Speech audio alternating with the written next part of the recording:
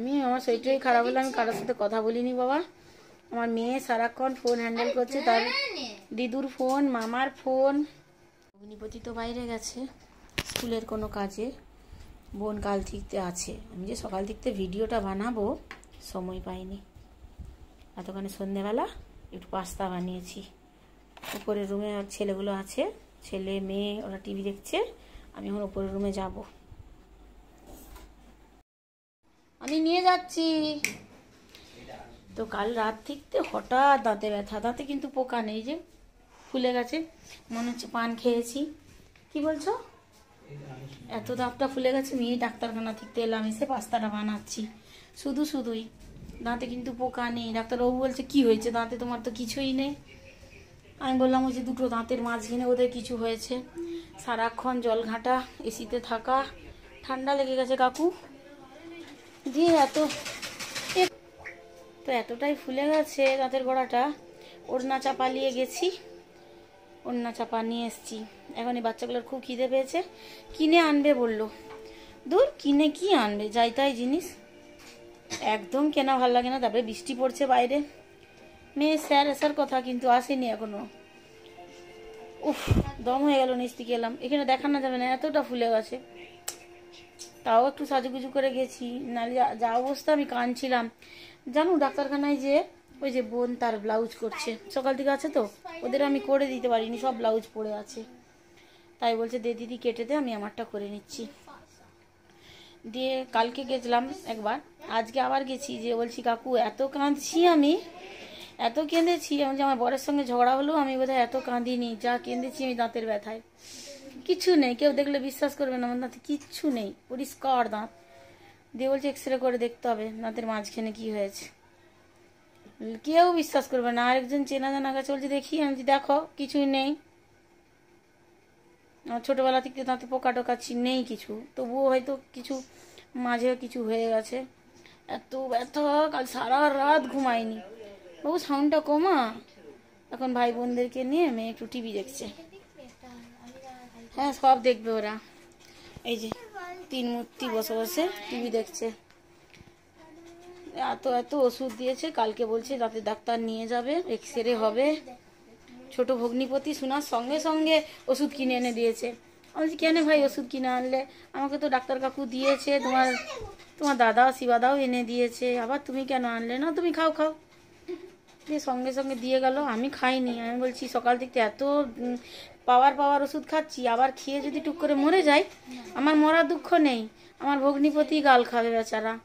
আমি কাঁদতে কাঁদতে আমার মেয়েকে বললাম না বাবা আমি খাবো না, আমার যদি কিছু হয়ে যায় তোরা তোর মেসামশাইকে জেলে ভরে দিবি, তার থেকে ভাই দরকার নেই।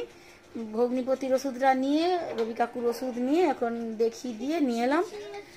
একটুখানি কমছে, 100%-এ 10% কমেছে। না ওষুধটা কিছু খেয়ে খাবো। আমি পাস্তা কি করে খাবো চিন্তা করছি। সুজি করতে বলছে, আবার করবো। শুকনো মুড়ি খেয়ে নেবো, বুঝলি। পাস্তা চিবাতে পারবো না রে, খুব কষ্ট, মানে এত কষ্ট হচ্ছে আমার। টুকটাক বেশি বোন এসছে কাল থেকে। ওর তো বললাম ওর বর একটু বাইরে গেছে, ও আসতো নি এত শরীর খারাপ শুনলে। বোন করে দিচ্ছে কাজ, মেয়ে করে দিচ্ছে, কিন্তু আমার কাজ তো আমাকে করতে হবে। একদম টিয়া পাখির মতন ভুলে গেছে।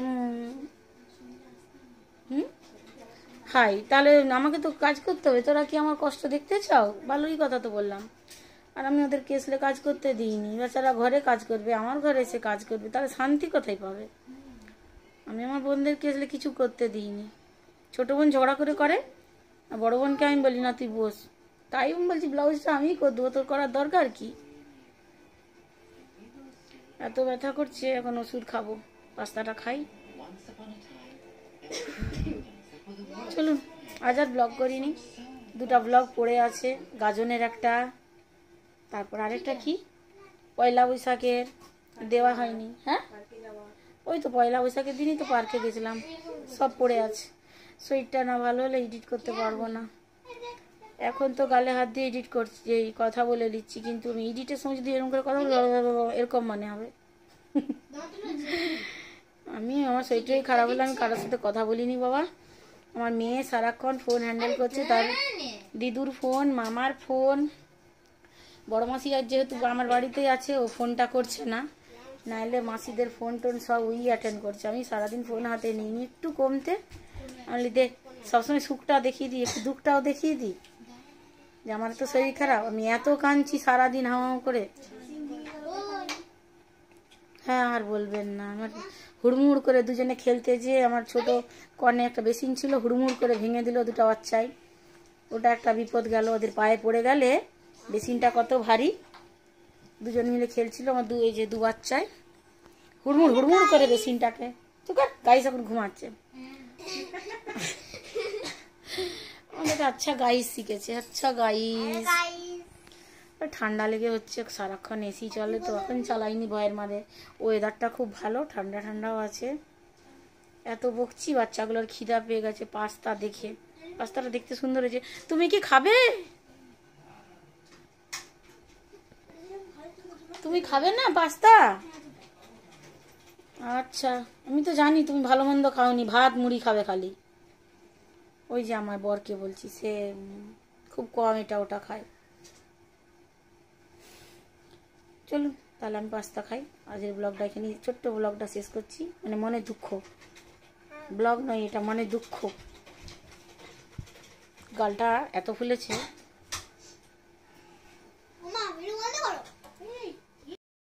মামা মানে ভাই ফোন করছে, চলুন আমার ভাই ফোন করছে। ওকে বলিনি টেনশন করবে, মা একটু বলেছে, আমি ফোনটা আমি ধরিনি। মেয়ে যখনই ধরছে আমি বলছি বলে দে ভালো আছি। এখন দুবার ফোন করলো, ওর ফোনটা ধরি আর একটু চিবি চিবি পাস্তা খাই। চলুন ব্লগে আবার দেখা হচ্ছে। Bye bye bye. Hello guys, bye bye bye bye. Bye bye. ওই যে একটু কার্টুন দেখছে আর ইংলিশ কার্টুন বইগুলো দেখছে দুজন তিনজন মিলে। ওরা দেখতে দেখতে খাবে, আমি নিচে যাই, নিচে একটু সে আসছেই। চলুন দেখা হচ্ছে পরে। এই যে পাস্তাটা খাওয়া খাওয়ি করি, বাবা দাঁত ব্যথা করছে, ওষুধ খেতে হবে। গুলে এমার্জেন্সি গুলে ওষুধ দিয়েছে, গুলে খাওয়ার জন্য।